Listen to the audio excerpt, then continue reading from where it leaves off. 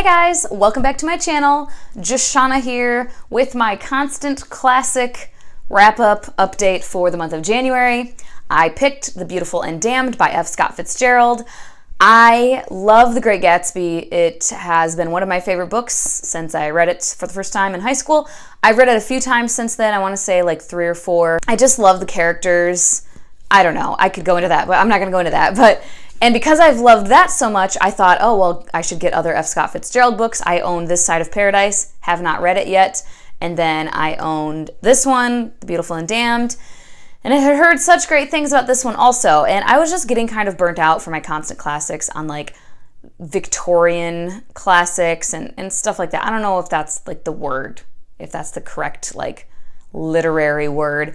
But you know what I mean, like Jane Eyre, Little Women. I don't know if that's Victorian, but what was the other one? Oh, Mansfield Park. I was just getting so like, ugh, don't care anymore. So I thought I'd switch it up and read kind of a more modern classic. Good God, I hated these characters. Like, I hated them so hard. On my 1 to 10 scale, I gave it a 4.5 on my 1 to 10 scale, and that translates to 2 pushinicorns, which is not great. That's on a 1 to 5. Not great. Anthony Patch and Gloria Gilbert are just the most awful characters. Like, I found nothing redeeming about them. Anthony Patch, our main character here, he comes from a wealthy family. His grandfather is very well, and this is in like the jazz age, right? In New York. His grandfather is very well known. His family is very well known. His grandfather is like a multi-millionaire. He might even have been a billionaire. Don't remember. And Anthony's parents passed away when he was young. He's the heir to this fortune. And he like goes to school. He goes to college because like that's what you do. And then he's like living in New York off of like this like monthly stipend. I think it's from his trust. I'm not exactly sure, I don't remember. But yeah, he had like a little bit of money like to live off of. He was by himself. He did kind of like, not struggle sometimes, but he wasn't like living the lavish life necessarily. He could afford like a butler to come for like 2 hours every day to like cook him breakfast and like turn down his bed. I don't know, whatever. He's just so self-important and just so entitled. He is the most entitled freaking person ever. Like, he literally doesn't want to work because he's like, well, why would I do that? I'm going to get this fortune someday. Like, when my grandfather kicks the bucket. And his grandfather's, like, old and, like, sickly and whatever. But, like, he doesn't pay any attention to his grandfather. He doesn't spend any time with him. His grandfather annoys him. So he literally puts no effort into this relationship, no quality time into this relationship because he's kind of like, who am I going to battle it out with? Like, there's no other grandchildren that, like, might get this fortune over me. Like, I'm going to be in the will. I'm getting all of this. So, like, I don't need to do anything. That's kind of how he is. And then he meets this broad, Gloria, and she's just so freaking annoying. Oh, my God.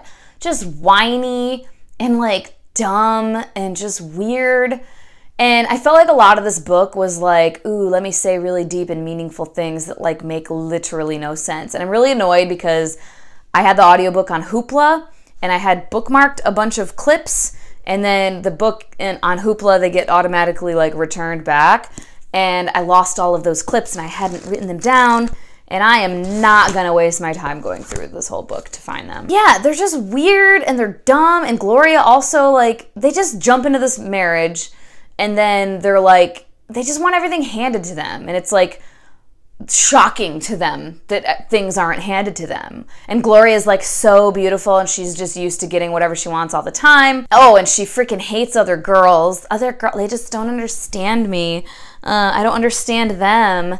And they're all annoyed with me because men like me and I just get along with men so much more than women. Like, she's one of those. And I mean, when I was young, I have to say I was kind of like that. Like, guys are just so much easier to get along with. Meh. And sometimes, yeah, but like, surround yourself with the right kind of people in either regard and you'll be fine. Like, I have great girlfriends. Like, yeah, there's some women I meet that I'm like, yeah, we're not gonna be friends. But there's a lot of men that I meet that I'm like, I don't care to talk to you at all. And I feel like it's this thing that girls, especially young girls, do to like make themselves like the cool girl. Like, I'm so cool, guys. Look at me. I'm one of the guys. Whatever. And if you are, you are. You don't have to tell everybody you are.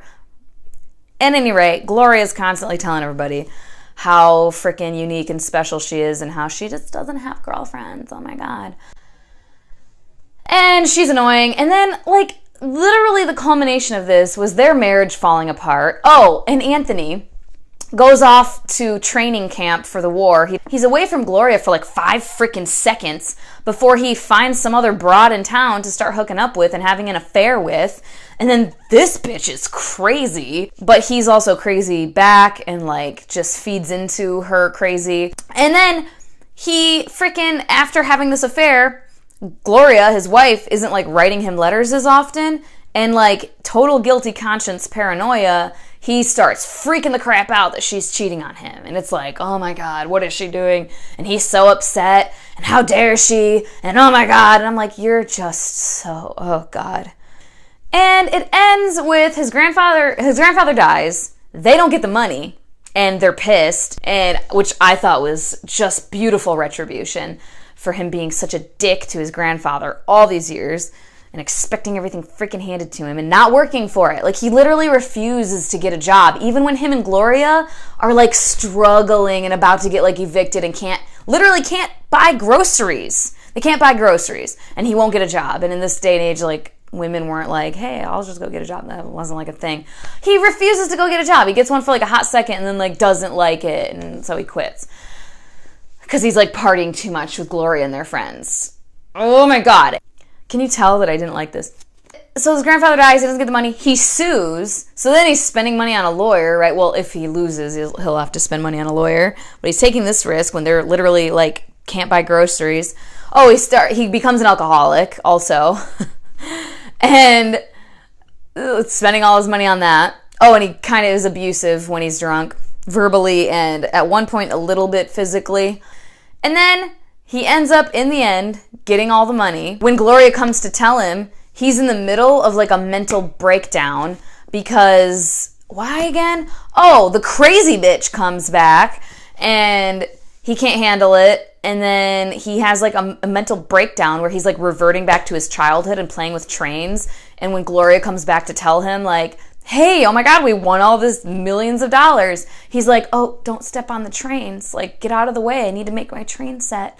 And then it literally ends. I'll read the end, because, oh my God. Only a few months before, people had been urging him to give in, to submit to mediocrity, to go to work. So that's how he sees it, like going to work and being like a normal person is like being mediocre.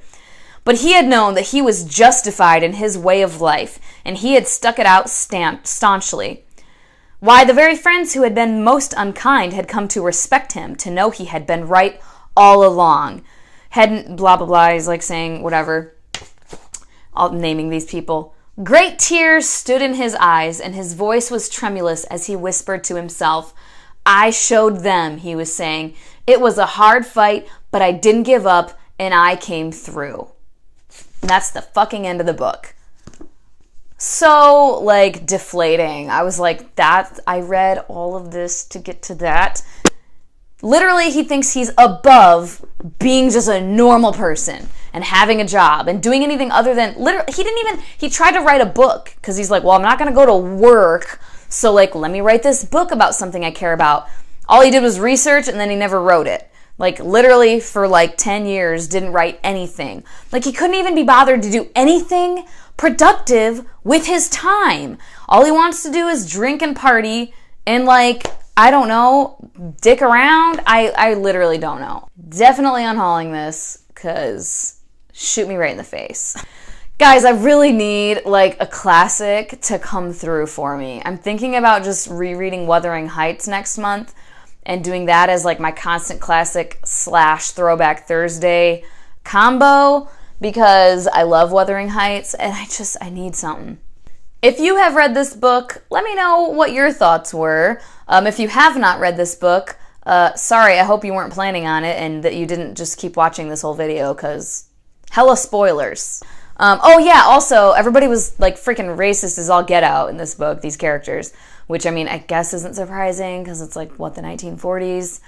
There's a bunch of rich white people in New York. But yeah, very derogatory toward anybody who was not white. So yeah, that's that. Sorry for the rant, but not really. And you know, if you loved this, that is wonderful for you. I'm glad you had a positive experience because I wish I had. But alas, I did not. Hey guys, totally different thing happening here because I just realized that I forgot to say what classic I was picking for the month of February. So real quick, I'm picking The Call of the Wild by Jack London. I bought this a while ago. I did read either The Call of the Wild or White Fang when I was a kid. I can't remember it though. I remember that I liked it. I just don't remember which one it was. But I'm going to read The Call of the Wild. Just wanted to pop in real quick to say that. Okay, guys, that is all. I will be done now. Thank you so much for your time, and hope you have a wonderful day. Talk to you later. Bye-bye.